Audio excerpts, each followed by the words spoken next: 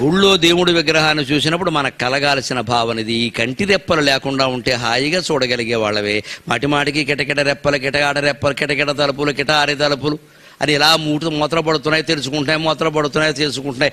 ఈ మూతల కారణంగా అప్పుడప్పుడు చూడలేకపోతున్నావే. రెప్పార్పకుండా చూస్తే ఎంత బాగుండు. అది లక్ష్మీదేవి ప్రేమ.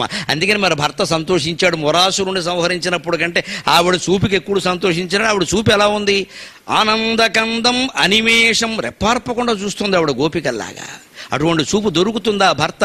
ఒక పెద్ద కంపెనీకి మేనేజరే, వాడికి నెలకి సంవత్సరానికి 10 కోట్లు ప్యాకేజీ ఉన్న ఈ లీకేజీ 10 కోట్లు ఎవడికి కావాలి? భార్య ప్రేమ చూపు కావాలి. కానీ అందులో ఉండేటువంటి ఆనందం ఇందులో ఎక్కడ? పైగా ఈ 10 కోట్ల ప్యాకేజీ ఎప్పుడు పోతుందో తెలియదు. ఆ ప్రేమ శాశ్వతం, జీవితాంతం ఉంటుంది. అది దాన్ని కాపాడుకోవాలి మనం లక్ష్మీనారాయణులాగా. అప్పుడు దంపతులంతా అలాగే ఉంటారు. అక్కడ ఐశ్వర్యం ఖచ్చితంగా ఉంటుంది. భార్యాభర్తల అనుబంధం బాగుంటే ఐశ్వర్యం ఎందుకు ఉండదండి?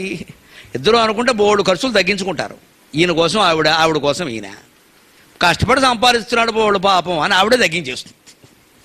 పిల్లలకు కూడా చెప్పేస్తుంది ఆవిడ, ఊరుకోండిరా మీ నాన్న ఎంత కష్టపడుతున్నారో తెలియదా మీకేం తెలుసు, అన్నం కూడా తింటలేదు ఆయన అని చెప్పి తగ్గించేస్తుంది. వెంటనే పిల్లలు కూడా వింటారు. అందుకే నేను ఎంత సంపాదించి చివరిలో ఎప్పుడు మీకు ఇస్తా అది సమస్య కాదు. అక్కడ భార్యతో ఎంతకాలం గడిపావు, నువ్వు ఎంత సమయం గడిపావు, ఏం మాట్లాడావు, ఆవిడ నీతో ఏం మాట్లాడింది, నువ్వు ఆవిడతో ఏం మాట్లాడావు. ఒకరి మీద ఒకరు పెత్తనం ఎందుకు చేయాలి? అసలు ప్రేమ మానేసి ఎవరు డామినేషన్ ఇప్పుడు తేలిపోవాలా అర్జెంటుగా ప్రేమ లేకుండా. లక్ష్మీనారాయణలు ఎక్కడ పెత్తనం కనపడదే.